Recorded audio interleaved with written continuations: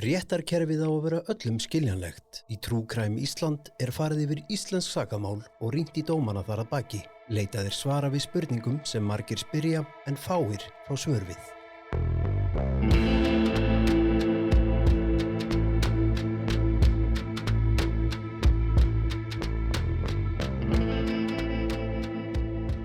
Velkomin kæri hlustundur. Ég heiti Kolka B. Hjalladóttir og þið eru að hlusta á True Crime Ísland. Ég heiti Anna Einarsdóttir og við erum lögfræðingar hjá Kratos. Og ég heiti Guðlaug Ásgeirsdóttir og þið eru að hlusta á seríu 1 sem heitir Karlmenn sem drepa karlmenn. Í True Crime Ísland förum við yfir sakamál, byggt á dómunum sjálfum. En á Íslandi eru dómar opinber gögn sem allir geta lesið á netinu. Við lesum þá alltaf á Fons Juris. Engar áhyggjur, ég er hér til að spyrja spurninga sem fólk veltir fyrir sér og öll nöfn í þessum þætti eru skálduð.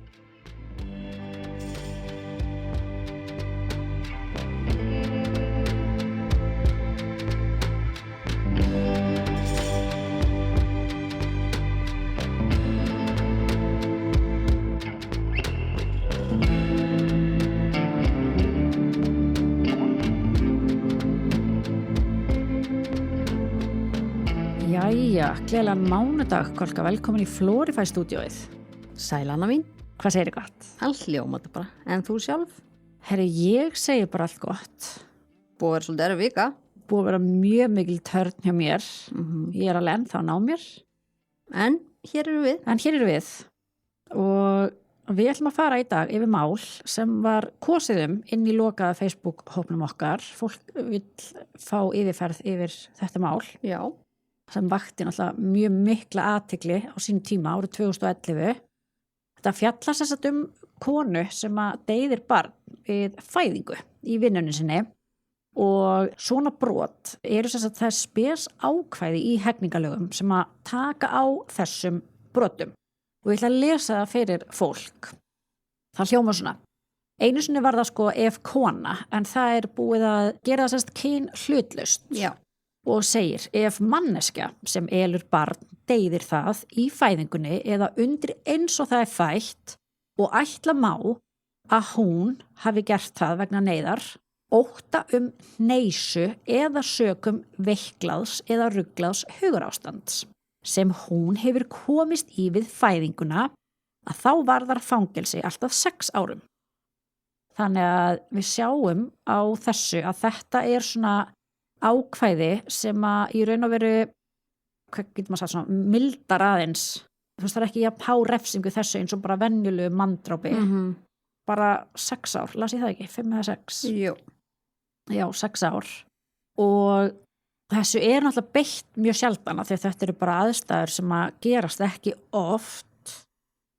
Ég fann hérna á netinu, sko í fljótu bragði, þá fann ég bara þennan dóm sem við erum að fara að lesa Hann fór fyrir Hæstarétt 2012 og já, svo sé ég ekkert mikið meira. Ég fann ekkert í fljótu bragði sko, en ég sá einhverja meistararitgerð sem var reyndar læst á skemmunni. Þar stóð 2 dómar, en ég þyrfti bara að fara í aðeins meiri rannsókn til að finna það. Það hefur náttúrulega einhverjar sögulegar skýringar þetta ákvæði. Já, algjörlega.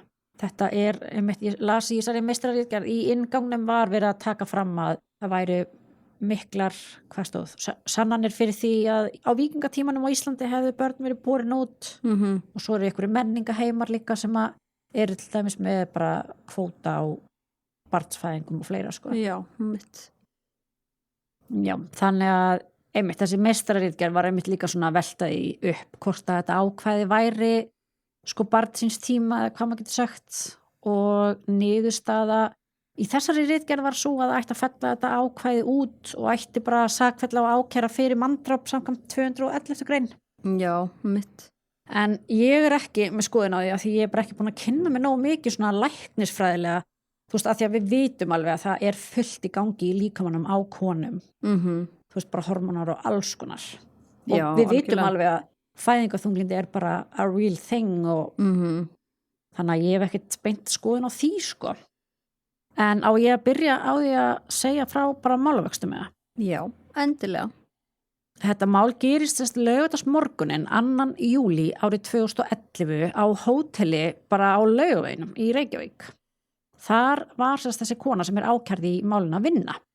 Þennan morgun voru þau öll bara vinnufélagarnir að vinna sín hefðbundnu störf. Þú veist, þau voru bara að þrífa herbygginn og skipta rúmunum og gera morgunverð borðið tilbúið og eitthvað svoleiðis. Og síðan fara þau öll í pásu þennan morgun og eru vön að fara öll saman í mat. En hún fer ekki með þeim. Þegar hún kemur síðan aftur tilbaka úr hlénu, þá sjá hinir að hún bara öll blóðug. Á bara peysunni og buxunum og höndunum og allt. Og hún var líka bara mjög illa á sig komin. Ég held að það þýði bara að hún var kannski eitthvað svona venguð eða þreytt eða eitthvað svoleiðis. Það er örugglega svolítið svona, fólki hlýtur að bregða við að sjá eitthvað svona. Akkurat, og ástand hennar olli áhyggjum á vinnustaðnum og ein samstarfskona hennar hringdi í mannin sinn sem hafði síðan samband við kærasta konunnar. Hann brást strax við og kom á staðinn með stjúpföður sínum til þess að sækja hana. Þótt konan sjálf bað bara að fá að fara heim til sín, þá leist þeim ekki á blikuna.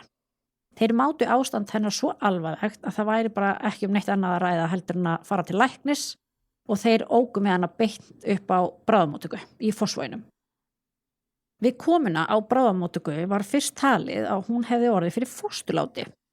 Í ljósi þess var hún flutt yfir á fæðingadeildina, sem sagt upp á Hringbraut til frekari skoðunar. Þar staðfesti læknir að hún sýndi öll merki þess að hafa nýlega fætt barn eða verið brast ólétt, hún hafði verið ólétt. Við sónarskoðun á kvið kom í ljós að legið var stækkað og innihélt mjög mikið af vefjum sem var til þess að ákveðið var að flytja hana tafarlaust á skurðstofu, bara í aðgerð. Og í læknisvottorði frá kvensjúkdómalækni þá stendur að við fyrstu skoðun á deildinni hafi konan svona litið bara hreinlega út fyrir að vera nýbúin að fæða. Hún var þess vegna svæfð og fór í aðgerð þar sem að fylgja og aðrir vefir voru fjarlægir úr legi hennar. Og þeir voru náttúrulega þarna bara komin með alls konar sannanir fyrir því að hún hefði ekki orðið fyrir fósturláti, heldur bara benti allt til þess að hún hefði bara fætt fullburða barn. Og svo vaknar hún þarna eftir aðgerð og þvertekur bara fyrir það, segir bara nei, bara alls ekki sko. En var samt talin bara mjög róleg. Og þess vegna var hringt í lögregluna sem að kom svona 4-leytið upp á fæðingadeild. Já, ég get líka ímyndað mér sko að þetta sé erfið staða fyrir læknin sem að áttar sig á því þarna og hún búin að fæða barn og konan neitar fyrir það. Og þú veist, hvað hún að gera annað en að hringja í lögregluna og vera bara, það er einhverstað lítið barn. Akkurat. Og líka að því að það kemur einmitt í ljós á eftir að hún spyr hana, hvar er barnið? Og konan fer bara eitthvað svona smá hlæja. Bara, hvað er þetta að tala um? Einmitt. Litla áfallið samt fyrir konuna líka. Já, algjörlega. Og í kjölfarið þá hóf lögreglan umfangsmikla leit sem að beindist bæði að heimili konunar og upp í vinnu hjá henni. Og leitin endaði með því að þeir finna lík af nýfæddu barni í ruslagámi á bak við hótelið. Við vettvangsrannsókn kom í ljós að líkinu hefði verið vafið inn í plast og því næst komið fyrir í svörtum plastpoka áður en að því hefði verið komið fyrir í gámnum. Ljóst var að það var eitthvað saknæmt sem hefði átt sér stað. Það var bara alveg ljóst strax.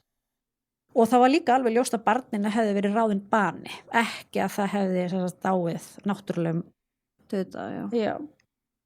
Og fyrst fór lögreglan einmitt að rannsaka og skoða hvort að móðurinn hefði verið ein að gera þetta allt, eða eina verki. Og bara mjög fljótlega þá var lögreglan ljóst að það var allavega engin ástæða til að gruna eitthvað fleiri. Og þeir eru örugglega hérna að gefa, eða bara meina pappan sko. Og hún var bara ein grunuð verknaðinn. Já. En við yfirheyrslur hjá lögreglunni þá hélt þessi kona bara alveg fast við sinn fyrirframburð og neitaði því bæði að hafa fætt barn og að hafa svipta lífi.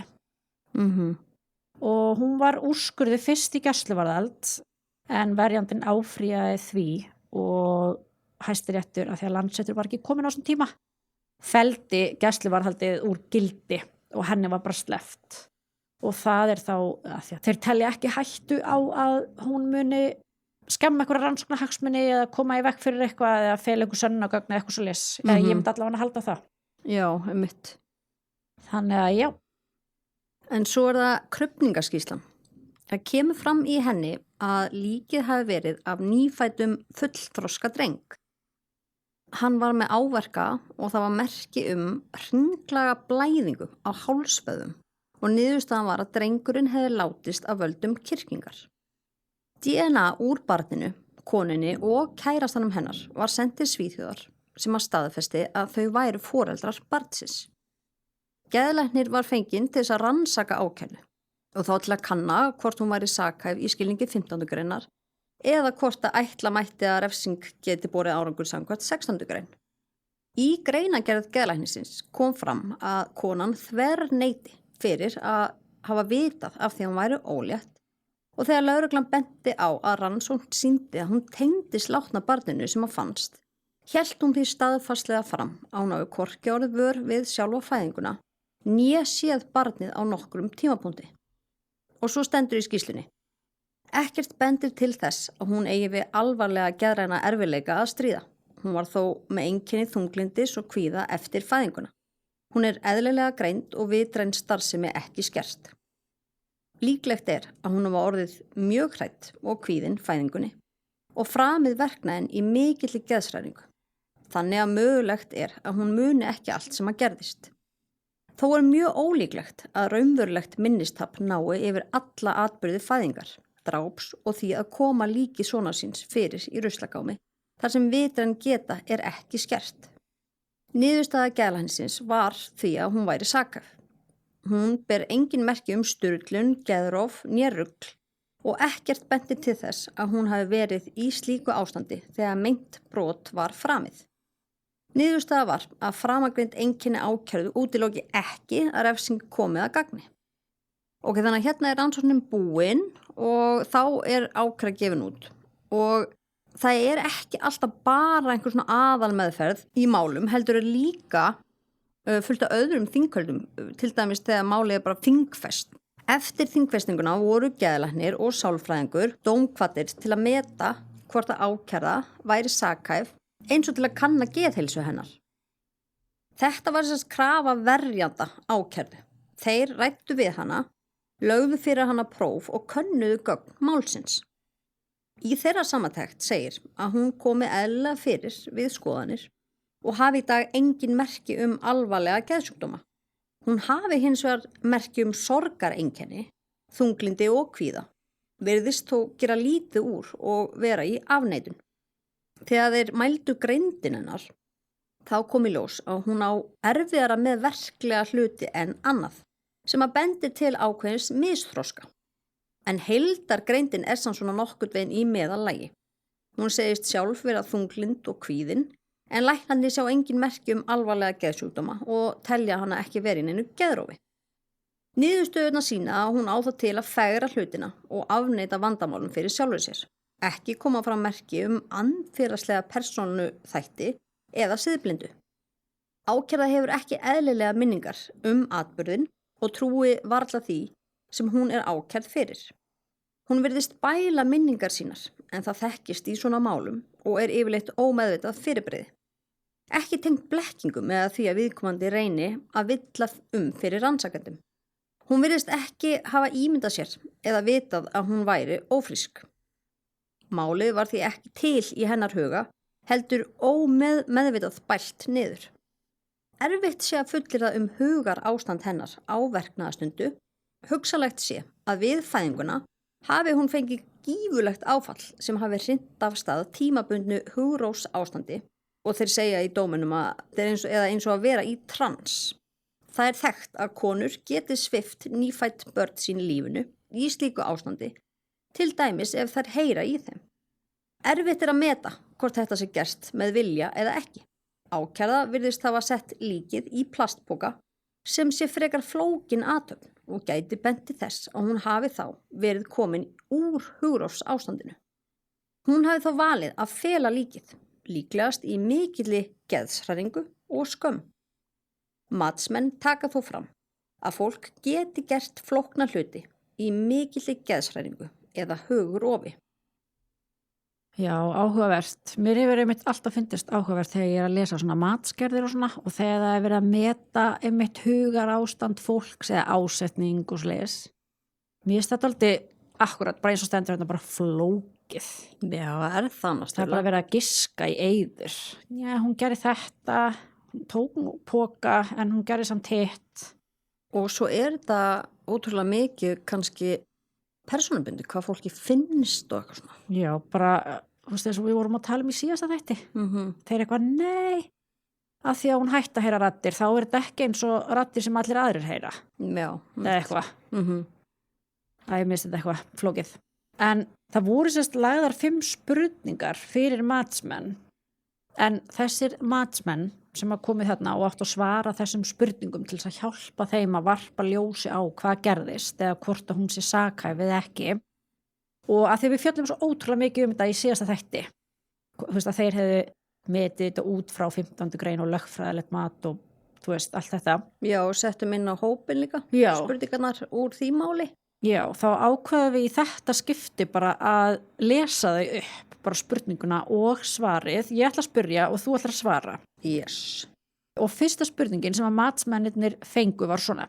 Var ákærða sökum geðveiki, andlegs vanþroska eða hrörnunar, rænu skerðingar eða annars samsvarandi ástands, ófær að stjórna gerðum sínum á þeim tíma sem hún á að hafa framið þann verknað sem henni er gefið að sök, samanber 15. grein almennra hegningarlaga.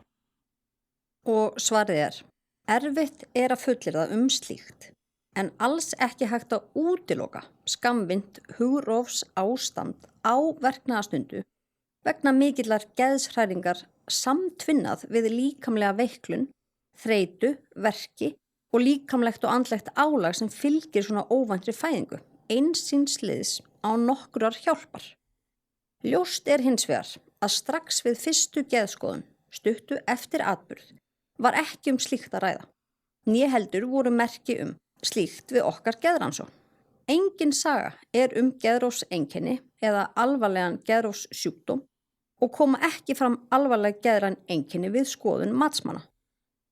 Í dag koma fram þunglyndiseinkenni og kvíði en þau einkenni komu fram eftir atburð. Á greindaprófi kom fram vísbendingar vægan misþroska en heildargreind er líklegast innan meðallags og því ekki þroskaskerðingu að ræða. Spurning 2, hún hljómaði svona. Verði ákærða fundin sek að hafa framið þann verknað sem hún er ákærð fyrir, myndi geð og sálræn meðferð bera frekari árangur heldur en refsing. Þess að það er þá 16. grein. Svarið við því. Matsmenn telja að ástand það sem ákærða var í á verknaðastundu falli betur undir 16. greinina. Ákærða hefur mikla skömm og sektarkennd yfir þessum atburði. Hún trúir þessu varla en hún er í mikilli þörf fyrir að vinna úr þessu áfalli. Ljóst er að hún myndi þola fangelsisvist en ekki er hægt að sjá beinan tilgang þess eða sanngirni út frá eðli máls. Hafa ber í huga að ákærða var sjálf í lífshættu við atburðin. Refsing samtvinnuð skyldu til sálfræði meðferðar virðist skynsamlegust hér. Spurning 3 hljómaði svona. Ákærða hefur frá upphafi sagt að hún hafi ekki vitað að hún væri með barni. Þekkist það innan læknavísindana að konur fæði börn án þess að hafa vitað af óléttu sinni og er framburður hennar trúverðugur í því ljósi? Svar. Þekkt er að mæður viti ekki af óléttu sinni og telja matsmenn framburð ákærðu trúverðugan þetta atriði. 4. spurning hljómaði svona. Í ljósi framburðar ákærðu að hún hafi ekki vitað að hún væri með barni, er mögulegt að við óvænta fæðingu hafi hún komist í það hugarástand sem lýst er í 212. grein hegningarlaga og tekur meðal annars til veiklaðs eða rugglaðs hugarástands. Svar. Já, samanber einnig svör að ofan. Matsmenn telja að á verknaðastundu hafi ákærða verið með veiklað hugarástand. Ákærða var auk þess með sýkingu, mikla verki og blóðleysi á nokkrar aðstóðar eða undirbúnings fyrir fæðingu. Og 5. og síðasta spurningin hljómaði svona. Ákærða hefur frá upphafi borið fyrir sig að hún muni ekki eftir því að hafa fætt barn eða framið þann verknað sem hún ákærð fyrir. Fyrir liggur í gögnum málsins að ákærða var með alvarlega meðgöngu eitrun þegar hún kom á Landspítalann, en slíkri eitrun fylgir venjulega mjög hækkaður blóðþrýstingur. Mögulegt í ljósi þess áfalls að fæða barn sem ákærða vissi ekki að hún gengi með og mikillar meðgöngu eitrunar að meðvitund hennar, minni og hugarástand hafi brenglast, rugglast eða veiklast við fæðinguna? Svar. Já, slíkt mögulegt. Varðandi hugarástand á verknaðarstund. Sjá lið númer 4, sérst spurningu 4 vantarlega. Varðandi minnið, þá persónuleika varnir ákærðu þannig að líkur á að hún í raun og veru muni ekki atburðin að miklu leyti. Slíkt kallað bæling og var einnig til staðar hjá ákærðu alla meðgönguna. Ákærða hefur sterka tilhneigingu til að fegra hlutina og afneita vandamálum eða neikvæðum atburðum í sínu lífi. Samkvæmt ákærðu hefur hún ekki upplifað nein áföll og aldrei fundið fyrir kvíða eða depurð. Öll hennar saga fegruð og ekki í samræmi við til dæmis frásögn móður eða það sem eðlilegt verður að teljast í lífi fólks. Neikvæðum atburðum því afneitað í svega ómeðvituð bæling sem getur leitt til að ákærða munið á ekki. Hún hafi því miklar eyður í raunverulegum minningum hvað gerðist. Matsmenn merkja ekki að ákærða sig að reyna að blekkja eða villa fyrir þeim í lýsingum sínum. Svona upplifir hún málið ennþá í dag. Já, þetta alveg áhugavert. Já. Hún einmitt upplifir bara ennþá málið svona í dag og þeir trúi henni. Já, þeir segja að hún sé ekki að bara bulla eða ljúga. En hún fyrir dómi ítrekkaði að hún væri saklaus. Hún hafði ekki fætt barn og þar að leiðandi ekki valdi dauða þess. Ákæra sagði að hún hefði vitað allan tíman, þetta svolítið skringilega orðað í dóminum að stendur ákæra sagðist að hafa vitað allan tíman að hún væri ekki ófrísk og engin einkenni fundið.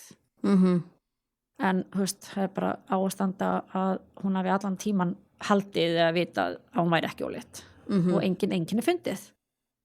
Þegar hún var spurð kvöldið og nóttina fyrir atburðin þá sagðist hún hafa hort á kvikmynd kvöldið og farið svo að sofa eftir að hafa beðið eftir kærastaranum sínum, en hann hefði unnið lengur heldur en ráð hefði verið gert fyrir. Þetta hefði verið bara mjög venjulegt föstudagskvöld. Hún hefði síðan vaknað milli 4 og 5 nóttina og hringdi í kærastan sem sagði að hann þyrfti að vinna til klukkan 6. Hún hefði fundið fyrir verkjum og fengið íbúfen hjá tengdamömmu sinni. Síðan vaknaði hún klukkan 7 og var sótt af vinnufélögum sínum og saman héldu þær í vinnuna. Það var mjög mikið að gera og þær flýttu sér við þrifin.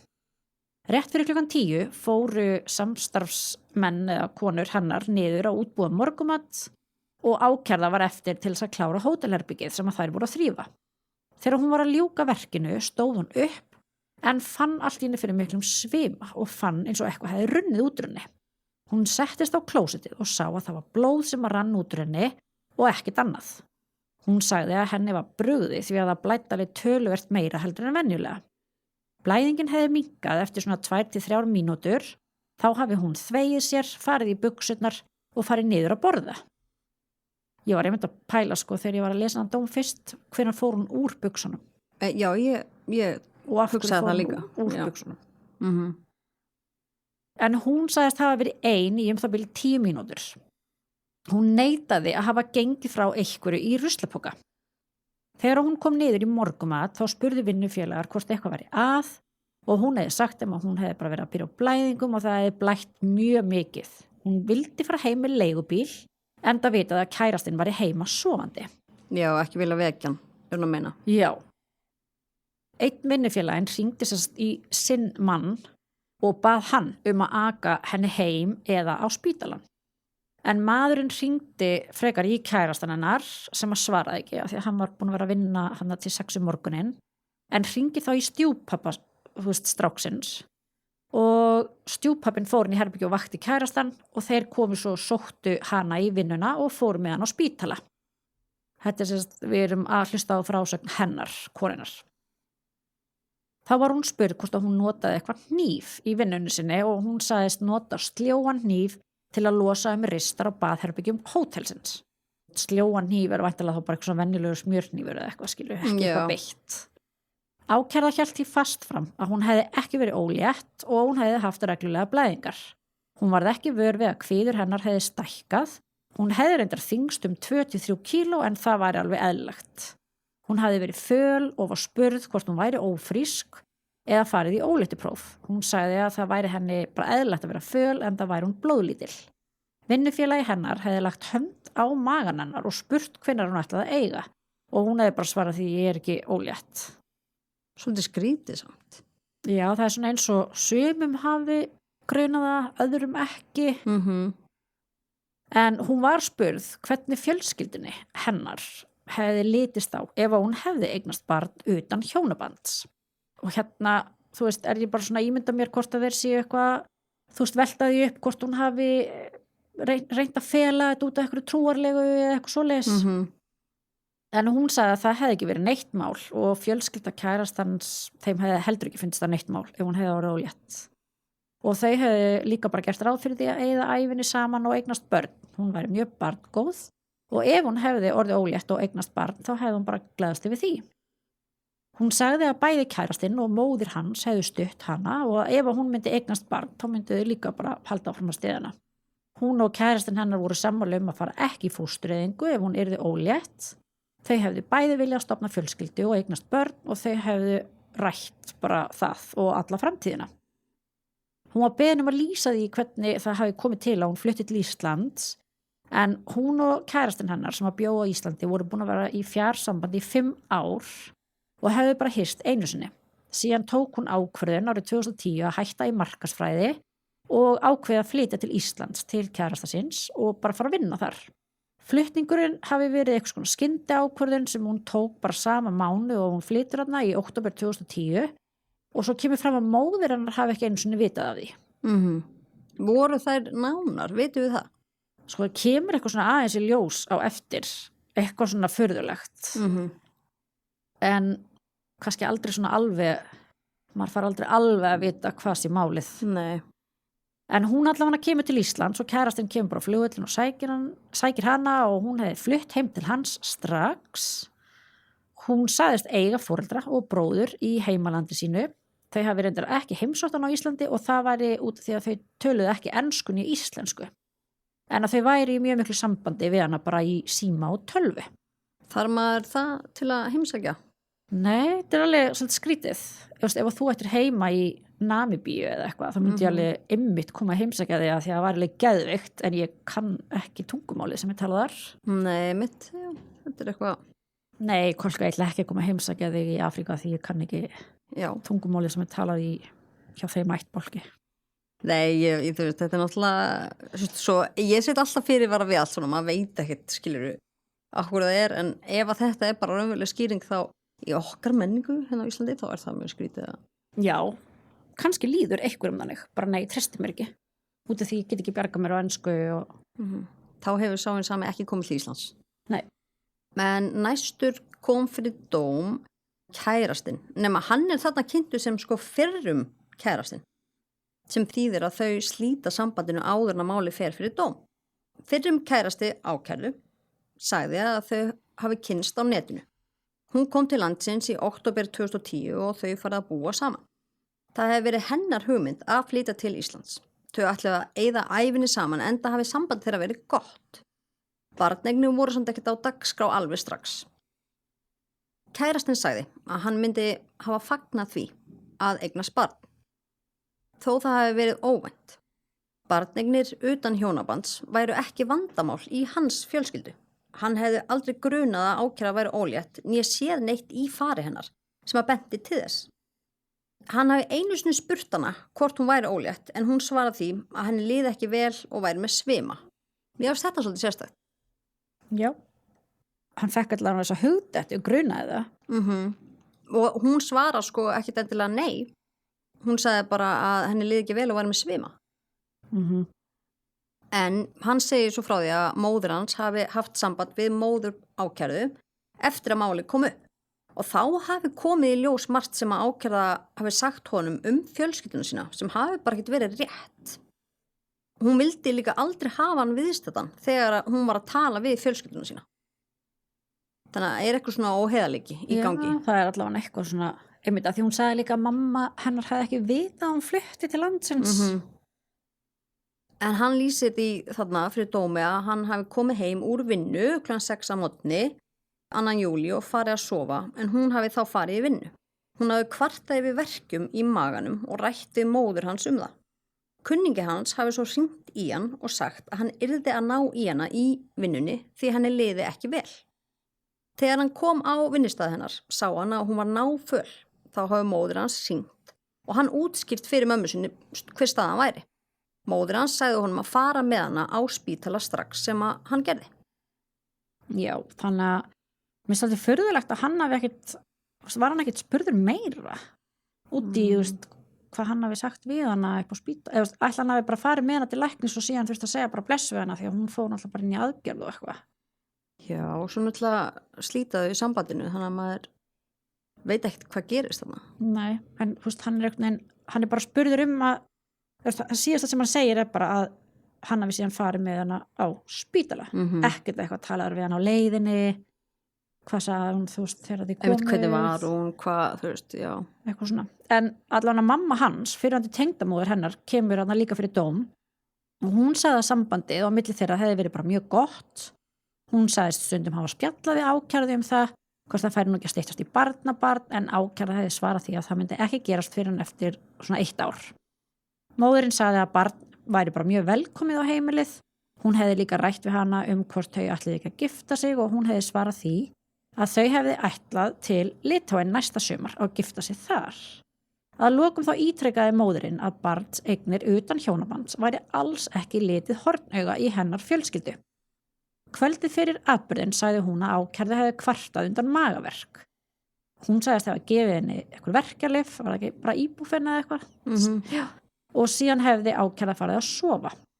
Hún sagði að ákærða hefði síðan verið vakandi nóttina og komið aftur og beðið sig þá róandi lyf, en hún hefði ekki viljað gefa henni það því að hún vissi hún væri að fara að mæta í vinnunabræðum. Já, ég verði að segja að mér finnst pínu sérstakt. Já, mér finnst það líka smá skrítið. Já. En tengdamóðurinn lýsti því að þennan morgun þá hefði ákærða litið bara alveg eðlilega út. Hún hefði hins vegar verið alveg svefnlaus vegna verkja. En síðan kemur ljós að tengdamóðurinn fer inn í herbyggi eftir að hún er farin í vinnuna eða eitthvað og finnur svona blautt og illa lyktandi koddaver í ruslafötunni í herbyggi ákærðu. Ég hugsaði strax, hún mist vatnið. Já, sem að mér finnst mjög skrítið að því að ef að þetta hugarástand byrjar bara strax þarna, skilur. Já, hún satt líka bara mætir í vinnuna og... En hún ákveður sérst að hreyfa ekkert við því, þessu koddaveri.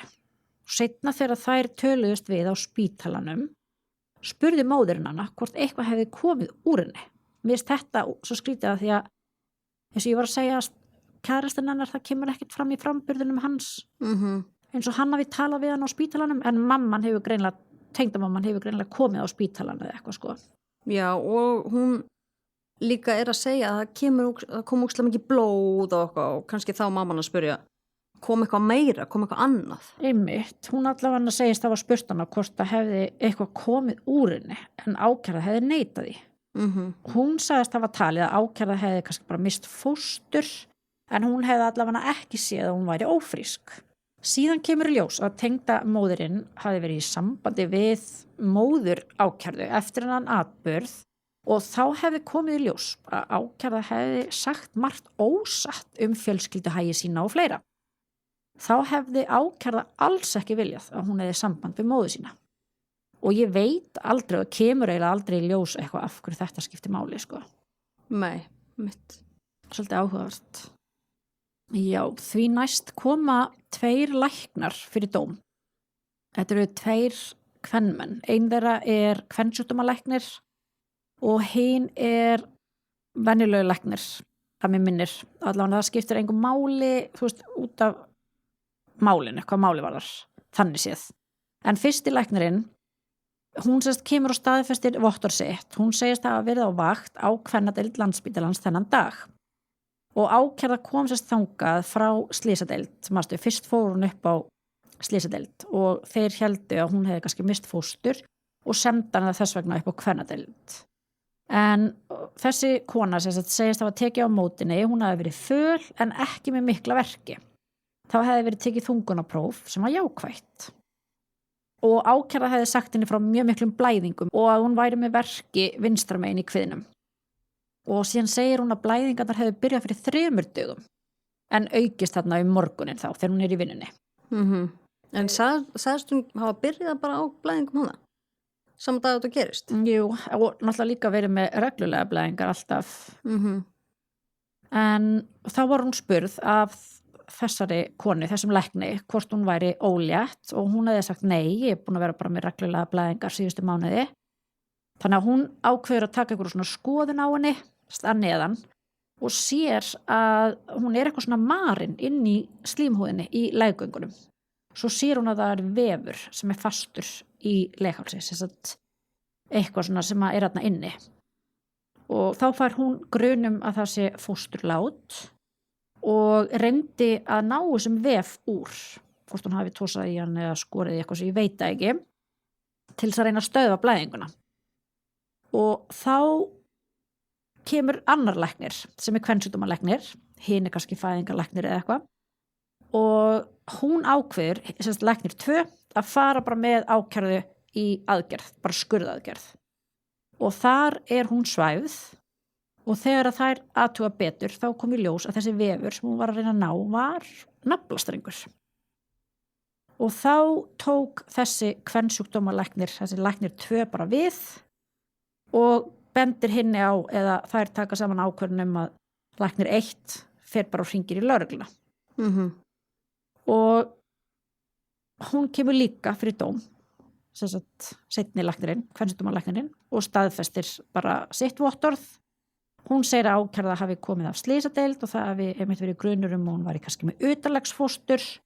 Hún hafi sagt að hún var með reglulega blæðingar en verið með jákvætt þungunarpróf. Þessi læknir spurði hana hvort að eitthvað hefði gengið niður úr leggöngunum hennar en að hún hefði bara neitað því. Það var líka rennt svona sónar, yfir magan hennar og eitthvað. Og þar hefði sést að legið væri mjög stórt og það var töluvert innihald í því. Það er örugglega bara eitthvað svona vökvi og blóð og eitthvað svo leis. Og út af því hafi hún verið tekin í þessa skurðaðgerð og þá kom einmitt í ljós að það var ekki eitthvað svona fylgjuvefur heldur naflastrengur. Þessi kvensjúkdómalæknir sem er áfram inni með konunni í aðgerð á meðan hinn fer og hringir í lögregluna segist hafa þurft að þreifa upp leghálsinn og ná í þessa fylgju sem var þá ennþá eftir. Hún hafi verið töluvert stór og það er þá sem að hún fattar að ákærða hefði fætt fullburða barn. Þú veist, að því að fylgjan er bara orðin það stór. Og þess vegna biður hún ljósmóðir sem er greinlega með henni inn í aðgerði eitthvað að vigta fylgjuna og hinn er bara frammi að hringi í lögregluna. Síðan vaknar hún ákærða eftir þessa svæfingu og þá fer þessi kvensjúkdómalæknir að tala við hana og spyr hana bara hvar er barnið? Það er augljóst að vanti barn. En að hún hafi bara ekki kannast við að hafa fætt barn. Kvensjúkdómalæknirinn sagði að ákærða hefði verið mjög róleg og yfirveguð en bara alveg þverneitað fyrir að hafa fætt barn. Og þessi kvensjúkdómalæknir segir að það sé alveg þekkt fyrirbæri að konur geti gengið með barn út alveg heila meðgöngu án þess að vita þessi óléttar. Já, þetta er rosa. Sko ég veit alltaf, ég er búin að vera ólétt 3 sinnum. Svo 5 mínútum eftir ég er ólétt. Þú veist, ógleði, þreyta, bakverki, bara allt. En svo veit maður alveg dæmi sem að... Nei, ég veit það. Já. Ég þekki mér sér til, sko. Þú veist, ég hef aldrei með mín börn allavega geta farið í gegnum á þess að vita það, sko. En það eru dæmi að konur bara veit ekki af því, sko. Bara þú og Solla báðar í skólanum, bara mega óléttar. Þú veist, það hefði aldrei, við hefðum bara borðin í, skilur ég. Sko. En ég veit til annars dæmi, þar sem að stelpa vissi ekki alla meðgönguna. Sko. En næstur kemur fyrir dóm annar læknir sem var kvaddur að hótelinu til að skoða lík barnsins. Og hann sagðist þá að skoða barnið sama dag ásamt öðrum lækni sem að síðar krufði líkið. Læknin lýsti áverkum á líkinu og þar á meðal hafði hann tekið eftir skurðum í munnvikum barnsins eins og það væri eftir eggjárn sem sem sagt hnífur. Ég skil ekki hvað akkur eggjárn og svo egg Vopn, já, fyrir muninn. ég veit það ekki. Skurðbarmarnir hefði verið hreinir og það er þeir voru ekki tættir eða rifnir sem segir manni kannski hvernig áhald var verið að nota eða eitthvað slíkt. Svo kemur hann að kona sem vann í móttöku hótelsins, hún kemur fyrir dóm og sagðist það var þekkt ákærðu lítilega en hún tók aldrei eftir því að hún væri ófrísk. Samstarfskonur hennar hefði spurt hana samt hvort hún væri ófrísk en að ákærða hefði bara neitað því. Hún sagði að engin eggvopn væru á herbergjum á hótelinu en að hnífur gæti verið á vinnuvagni hjá ræstingunni. Ok, þannig að það kannast greinlega allir við þennan eina hnífarna sem notaður alltaf til að opna ristanar. Já, mitt. En það kemur síðan annar vinnufélagi líka þarna fyrir dóm og hún fyrir ekki að segist að hún hafði tekið eftir hún var í föl þennan morgun og ekki lítið vel út. Hún hefði samt ekki spurt hvernig henni liði að því hún vissi að kærastinn hennar hefði átt afmæli daginn áður og hún hélt að þau hefðu kannski bara verið að skemmta sér eða eitthvað.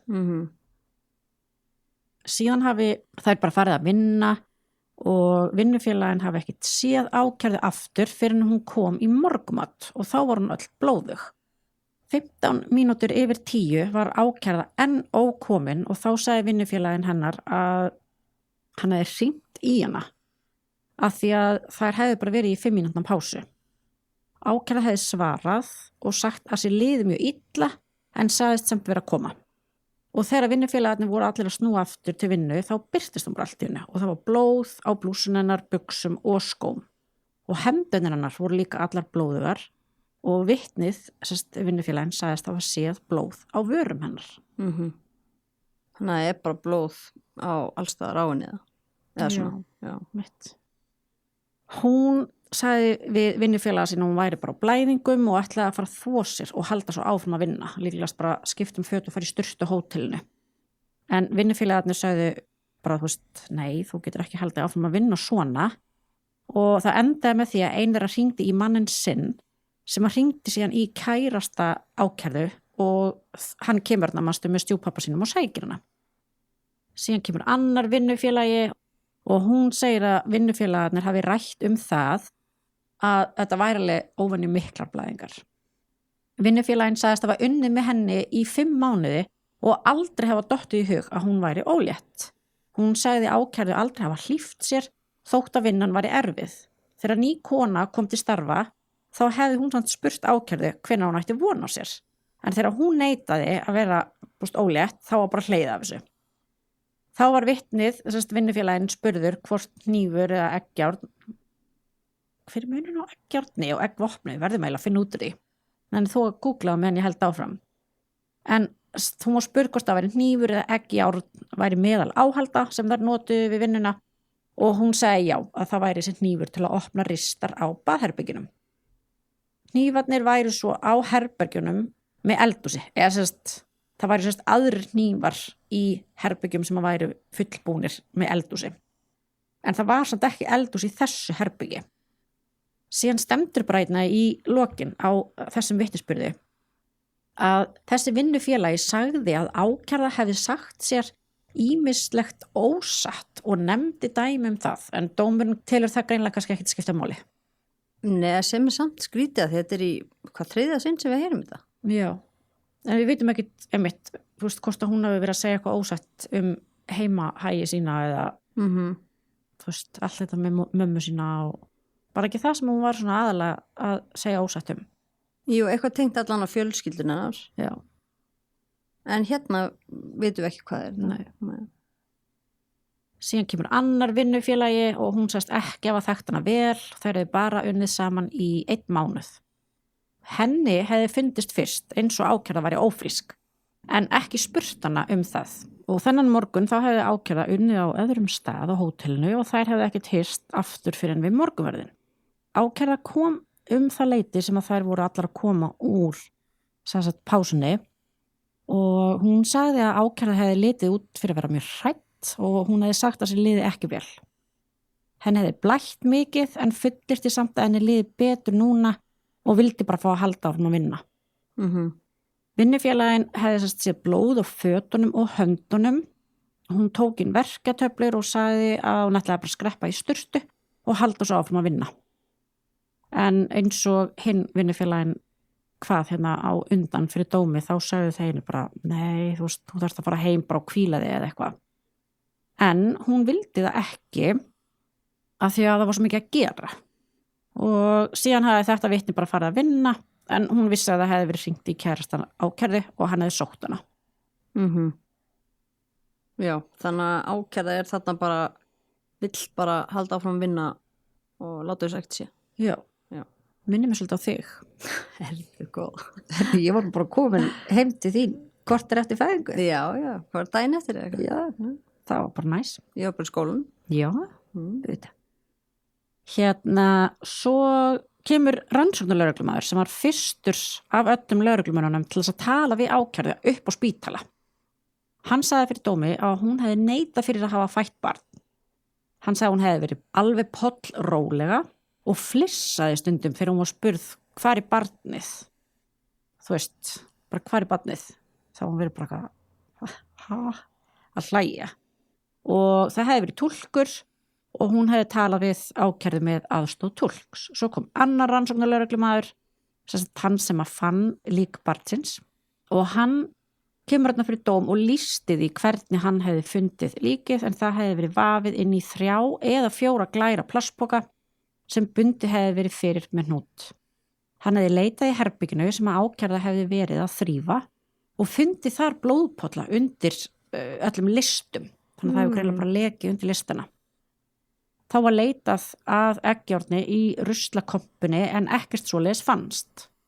Líka var leitað að eggjárni í herberginu og kaffistofunni en ekkert fannst sem að hefði geta verið notað til að skera munnvik barnsins eða naflastrengin. Já, ég tekkaði á eggjárn og eggvopn víst bara sama. Já, ok. Miðað við Árnastofnun. Já, svona afi minn vann. Já. Mjög lengi. Síðan kemur hann lögreglumaður sem að tók þátt í leit á heimili ákærðu og hann sagði og staðfesti hérna fyrir dómi að þar hefði fundist þetta blauta koddaver og það hefði verið mjög mikil ýldulykt af því eins og af sorpi en engin hnífur. Svo kemur hérna sérfræðingur frá sænsku réttalæknisfræði stofnunarinnar og staðfesti bara hérna þessa niðurstöðu að DNA greiningin úr sínum ákærðu kærasta hennar og lík drengsins og að þau væru öll tengd. En næstur kom réttameinafræðingurinn fyrir dóm sem að krufði lík drengsins. Hann kemur þetta fyrir dóm og staðfesti niðurstöðu sínar. Hún sagði að drengurinn hefði fæðist lifandi og verið full burða. Lungun hefði fyllst af lofti svo það var ljóst að hann andaði eftir fæðinguna. En læknirinn taldi að hann hefði dáið aðeins nokkrum mínútum síðar. Dánarorsökin var kyrking. Það voru skurðir í báðum munnvikum barnsins. Hún taldi að þeir hefðu verið gerðir með hníf eða skærum, jafnvel með áhaldi sem að hafi ekki verið mjög beitt og að barnið hafi verið á lífi þegar það gerðist. Hún nefndi það möguleika að skurðirnir gætu hafi verið veittir á sama tíma og naflastrengurinn var klipptur. Ég velti aðeins fyrir mig hérna, þegar hún talar áverkana, þetta eitthvað sem getur hafa gerst bara sama tíma og hún þarna eitthvað... Já, bara óvart mennur, kannski að klippa að skera naflastrengin og það hljómar eins og hún sé allan að gefa það í skinn. Og svo vitum við ekkert, þetta getur hafa verið bara pínlítið, skilju, af því að maður sér það bara ekki í textanum. En... Já, það var svolítið skrítið að hún sagði ekki beitt af því að áðan hljómaði þú veist eins og það hefði verið alveg svona hreinn skurður og hún sér greinilega að það gerist þegar barnið er á lífi og svo segir hún að hann hafi dáið aðeins nokkrum mínútum síðar. Mér finnst það svolítið langt. Ég einhvern veginn sá þetta fyrir mig bara þegar ég las það ákvæði fyrst. Þá bara sá ég alltaf fyrir mér eitthvað sem að myndi bara fæða og bara strax eitthvað neginn. Já, ég líka, Ó já, ekki gaman að vera réttameinafræðingur þarna. Nei, en næstur kom fyrir dóm deildarstjóri rannsóknarstofu í lyfja- og eiturefnafræði og hann kemur þarna fyrir dóm og staðfestir rannsókn á þvagsýni úr ákærðu og það í rauninni fannst ekkert í henni í neinu magni. Það fundust einhverjar leifar lyfja sem hann hefði verið gefið líklega á sjúkrahúsinu. Og leifar af verkjalyfjum og koffinu fundust líka sem þá væntanlega sem hún tekur hana kvöldi áður eða ekki. Jú, fekk bara eitthvað íbúfina eitthvað hjá tengdamömmu sinni. Já, hún fekk ekki róandi. Nei. Svo kom hann að geðlækninum fyrir dóm og staðfestir matskerði sína. Hún hafði hitt ákærðu þarna kvöldi 2. júlí á kvennadeildinni á Landspítalanum. Hún talaði við hann þarna nokkrum sinnum og ákæra lýsti fyrir henni hvað gerist þennan dag nema að hún kannaðist ekkit við að hafa fætt barn. Hún hélt fast við þessa sögu allan tíma sem þær rættu saman við rannsókn málsins. Ákæra sagði henni líka að henni liði vel á Íslandi. Geðlæknirinn hafði líka talað við móður ákærðu sem að lýsti henni sem stúlku sem var heimakerr og gengið þokkalega í skóla en verið vinafá. Niðurstaða hennar var að ákæra væri sakhæf og hún væri ekki haldin geðsjúkdómi. En hún sagði að það gæti bara eiginlega ekki verið að ákæra myndi ekki hvað hefði gerst en hún hefði samt ekki skýringu á þessar afstöðunar segir í dóminum. Og geðlæknirinn bendir á að atburðarásin var mjög flókin við fæðinguna og það var líka rosalega flókið að ganga frá líkinu og hún sagði að það bara mjög ólíklegt að hún muni ekki eftir þessu. Enda myndi hún hvað hún gerði fyrir og eftir. Hún taldi verið frekar mikla afneitun að ræða hjá ákærðu en það væri þekkt að konur afneituðu meðgöngu. Geðlæknirinn sagði það trúverðugt að ákærða hefði í raun ekki verið meðvituð að hún væri ófrísk, hafi raun bara ekki vitað. Og hún sagði ákærða hafa skýrt blóð á sér með því að hún væri bara á túr blæðingum. Þannig að þetta sérst geðlæknirinn sem kom fyrst en verjandinn í rauninni og ákærða ekki ána með þetta og fara væntanlega fram á yfirmat og þá koma geðlæknir og sálfræðingur. Og þessi seinni geðlæknirinn kemur hann fyrir dóm og staðfestir yfirmatsgerðina sína. Hann sagði ákærðu hafa tilhneigingu til að fegra sig sem væri ekkert óeðlilegt með við unga og óráðna konu. Sem sagt bara konu sem er með háð öðrum. Og segir líka að hún hafi verið með háð móðusni. Sem að mér finnst svolítið sérstakt út af því að hún fer að bara flytur í burtu frá henni og móðurinn og fjölskyldan hefur ekkert komið til hennar. Já, hún vildi heldur ekki segja mömmu sinni það fyrst. Nei. En hann sagði hana ekki enn trúa því að hún hafi eignast barn enda hafi hún líklega bælt það ómeðvitað að hún væri ófrísk. Hann sagði ákærða væri sakhæf og bendi þá að hún hlyti að vita hvað hún var að gera. Ákærða var ekkert haldið neinum meiri háttar geðsjúkdómi en hún hefði tilhneigingu til að bæla óþægilegar staðrendir og það væri rauninu bara veikleiki hjá henni. Og þetta væri hins vegar ekkert sjúkdómur í læknisfræðilegum skilningi. Svo kemur sálfræðingurinn og staðfesti matskerðina. Hann sagði það vissum erfiðleikum bundið að meta ákæru þar sem hún talaði ekki íslensku. Sálfræðingurinn sagði hana ekki greindaskerta en hún skoraði nokkuð hátt á prófun sem að sýndu sjálfsblekkingu og tilhneigingu til að blekja aðra. Þá var hún yfir viðmiðum á prófi sem mældi kvíða og þunglindi. Á undanlátsemi prófi og sjálfsmatsprófi væri hún eðlileg. Annað próf sýndi engin geðróseinkenni og hann tók þó fram að persónulegt ákærðu virtist vera þannig að hún afneiti bara vandamálum, bæði gagnvart sjálfum sér og öðrum. Þetta komið fram í sögu hennar og væri staðfest í þessum próf og að öðru leyti væri hún samt bara heilbrigð ung kona. Sálfræðingurinn svo spurður fyrir dómi skýringu á verknaðinum eða sálfræðingurinn segi að hún eigi mjög erfitt með að sjá neikvæða atburði og neikvæða eiginleika hjá sjálfur sér. Þetta væri hennar aðferð til að verja sig og þess vegna gat hún trúað því sjálf að hún hefði aldrei verið ólétt og þar af leiðandi aldrei fætt barn. Hún gat verið í hugrósástandi að minnstakosti hluta tímans að mati sálfræðingsins. Ok, þannig að til þess að gera svona smá samantekt þá er fyrsti geðlæknirinn, hún telur ólíklegt að hún muni ekki eftir þessu, þar sem hún man hvað sem að gerði, eða það sem að gerðist á undan og eftir og hún kallar þetta bara afneitun. Og síðan koma þeir, geðlæknirinn og sálfræðingurinn sem að gera yfirmatið. Já, þeir samt svona leggja áherslu á að þeir telli framburð hennar alveg trúverðugan og að hún sé ekki að reyna að villa fyrir rannsakendum. En þetta sé bara ómeðvitað bælt niður, eða einhver ómeðvituð bæling. Eða hugarof, já. Og þetta sé bara eitthvað svona sálfræðilegt varnar viðbragð við miklu áfalli. Þannig að þetta eru þessi 3 svona sérfræðingar í þessu sem að koma þarna fyrir dóm, en svo erum við með 4. sem að bara í sæti dómara. Hann gerir ekki svona mat. Þá eru bara allir búin að koma fyrir dóm og við erum bara komnar í niðurstöðuna. Já, dómurinn tekur þetta svona saman til að byrja með og segir bara að hún hafi alltaf neitað sök og alltaf neitað því að hafa verið ólétt og þar af leiðandi ekki fætt barn. Þegar hún var flutt á slysadeild og þaðan yfir á kvennadeild þá kom í ljós að mati lækna að hún hefði nýlega fætt barn. Lík barnsins fannst skömmu síðar og samkvæmt niðurstöðu DNA-greiningar þá voru ákærða og þáverandi kærasti hennar foreldrar þess. Samkvæmt framburði hennar og móður þáverandi kærasta hennar þá hafði ákærða verið með verki aðfaranótt 2. júlí og fengið lyf við þeim. Þá fann móðurinn blautt og illa lyktandi kottaver í herbyggi ákærðu eins og rannsóknarlögreglan líka manstu. Hún fer þarna í vinnuna, snemma morguninn og hefur störf með vinnufélögum sín. Þegar hún kemur til vinnufélaga sinna, þá voru hún öll blóðug eins og rakið var. Svo segir dómurinn að áliti hinnar sérfræði meðdómsmanna. Það eru þá dómararnir sem eru sérfræðingar. Getur það staðist að ákærða hafi ekki fundið merki þess að hún væri barnshafandi. Það sé vel þekkt að konur fæði börn án þess að hafa gert sér grein fyrir að það væru óléttar.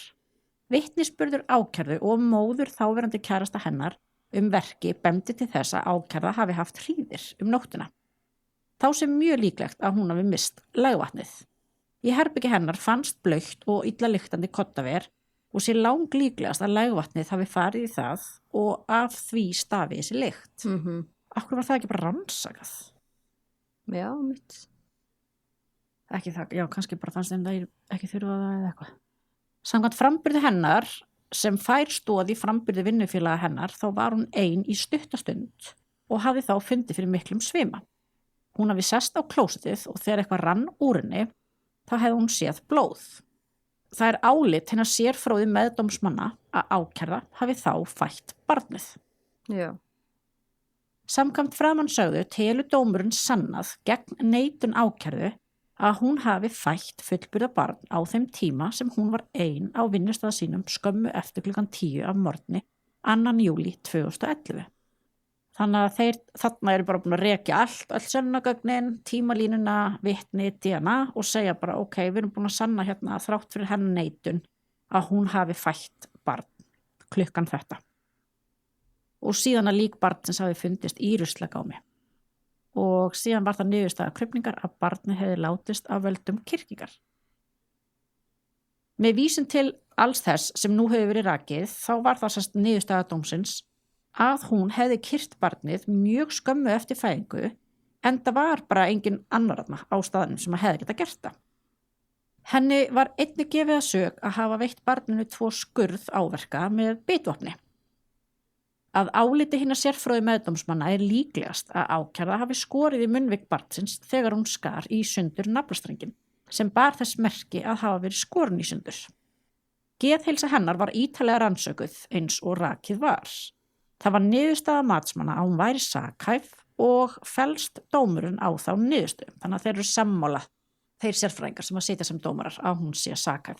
Þannig erum við með, læknisfræðilega matið og svo lögfræðilega matið og þeir ætla að vera sammála. En við hefum einmitt sagt áður og þeir þurfa ekki að vera sammála. Ef hún hefði metin ósakhæf þá hefði samt niðurstaða þeirra geta verið bara, jú, okkur finnst það, við teljum það. Við athugun á henni kemur sérst fram, hún sýndi engin merkjum geðrof, engin merkjum siðblindi. Varðandi vitræna getu voru vísbendingar eitthvað misþroska en heildar geta var innan eðlæra marka. Þá er álitinu sérfróði meðdómsmanna að ákærða hafi verið sér alls ómeðvituð þungunina og alveg nær örugt að fæðingin hafi komið henni í opna skjöldu. Fæðingin sem var óundirbúin og án aðstóðar hefur á öllum líkindum valdið skelfingar viðbröðum með tímabundnum minnisleysi eða hugrófi eins og þekkt er úr áfallasálfræði. Hvort slíkt minnisleysi hafi verið algert eða staðið bara á meðan kom líkinu fyrir er meta og ég er sammála þessu. En já, svo segja þeir bara að samkvæmt öllu þessu að þá er niðurstaða þeirra að hún hafi deytt barnið undir eins og það var fætt í þessu veiklaða eða ruglaða hugarástandi sem hún komst í við fæðingu og þess vegna varðar brot hennar við 212. grein almennra hegningarlaga. En ekki 211. Já. Manndráp. En svo stendur að hún hafi ekki áður verið refsað vita sé, hæfilega ákveðin fangelsi í 2 ár. En til frádráttar skal koma gæsluvarðhaldsvist hennar eins og í dómsorði segir. Ákærða hefur verið sakfelld gegn neitun fyrir að hafa banað nýfættu barni sínu og það mat dómsins að ekki geti komið til þess að skilorðsbinda dóminn. Kemur þar bæði til að mjög alvarlegt brot að ræða, svo og það álit dómsins að fangelsisrefsing geti komið ákærðu að gagni við að takast á við afleiðingar verknaðarins. Mér finnst þetta crazy lokaorð. Af hverju ætti hún að græða á því að vera læst inn í fangelsi og refsa fyrir eitthvað sem það stendur að hún sé bara með ótrúlega miklu skömm og sektarkennd og skori gríðarlega hátt í kvíða og þunglindi og Og hvað, já, hún fór í 2 ára fangelsi eða? Sko, þú veist, það er náttúrulega gæsluvarðhaldsvistin dregin frá og svo náttúrulega þetta situr hún ekki inni í 2 ár og síðan var þarna bassfæðarinnar, eða sérst fyrrandi kærastarinnar, hann gerir kröfu miskabætur. Bætur hæfilega ákveðnar 600.000 krónur og þetta náttúrulega 2011 þannig að það aðeins meira heldur en þetta í dag, eða það væri meira. Og já, síðan bara þarf hún að greiða auðvitað sakakostnað og málsvarnarlaun og þetta þá kvensjúkdómalæknir, geðlæknir og héraðsdómari sem að dæma þetta mál. Já. En hún fær hana fangelsi í 2 ár og til frádráttar gæsluvarðhaldsvist og ekki skilorðsbundið. Það fór hún þá inn, já, hvað var hún lengi í gæslu? Henni var sleppt, náttúrulega, já. Já, hann hafa bara hún var örugglega ekki mikið. Þú veist, þeir áfrýju til Hæstaréttar þessum úrskurði. Ég veit ekki, kannski eitthvað daga eða eitthvað. Það hefur ekki verið mjög lang tími. Nei. En þetta mál fer til Hæstaréttar. Og hvað segir Hæstaréttur? Sko, ríkissaksóknari, hann skýtur málinn til Hæstaréttar og hann vill að hún sé sakfelld fyrir 211. grein. Nú, Já. ok. Hún krefst sýknu en til vara bara refsing sem milduð en annars bara að héraðsdómur yrði staðfestur. Og í raun og veru þessi hæstaréttardómur mjög stuttur. Þeir segja bara, ef ég á bara einfalda mjög mikið, þá segja þeir bara héraðsdómur staðfestur varðandi að hún sé sek. Við ætlum líka staðfesta heimfærslu brots sem þýðir, nei, við ætlum ekki að breyta sig yfir í 211. grein, heldur þetta áfram í 212. En við ætlum að þyngja refsinguna og hún á að fara í fangelsi í 3 ár. Já, án þess að rökstiða neitt. Já, það ekkert. Og svo bara á hún að greiða þessa miskabætur til fyrir sambýlismann síns. Það alveg áhugavert þegar, af því þarna er að taka einhverja afstöðu, sko, til þess að þetta eigi að vera þyngra en maður fær engan rökstuðning, sko. Nei, ætli að sé ekki bara eitthvað svona fordæmi. Ég að segja það, þú veist, þeir að segja, við ætlum að hækta. Já. Við ætlum samt ekki að segja afhverjandla, við ætlum bara aðeins að breyta línunni. Já, það er ótrúlega skrítið. Eftir maður hefði alveg viljað fá að vita hver er ástæðan. Já, þá var bara málinu lokið í dag. Já, þessu máli er lokið. Hvaða mál næst? Það er hjúkrunarfræðingurinn. Já, alveg rétt. Vonandi, sjáum til. Já, sjáumst á mánudaginn. Heyrumst. Ég vil koma því á framfæri að við erum náttúrulega bara hér að segja frá því sem að kemur fram í dóminum. Við höfum auðvitað þurft að stytta og sleppa einhverju og orða sumt öðruvísi til að gera það bara skýrara og aðgengilegra. Það þýðir að eitthvað kann að vera ekki alveg nákvæmt orð fyrir orð en við leggjum okkur samt fram að fara eins nákvæmlega og rétt með heimildir og við getum. En dómurinn sjálfur er náttúrulega bara opinber og allir geta lesið hann til að sjá 100% hvað stendur þar. En við lesum alla dóma á Fons Juris. Við sjáumst af vikuleginni. Takk fyrir í dag. Bye! Bye!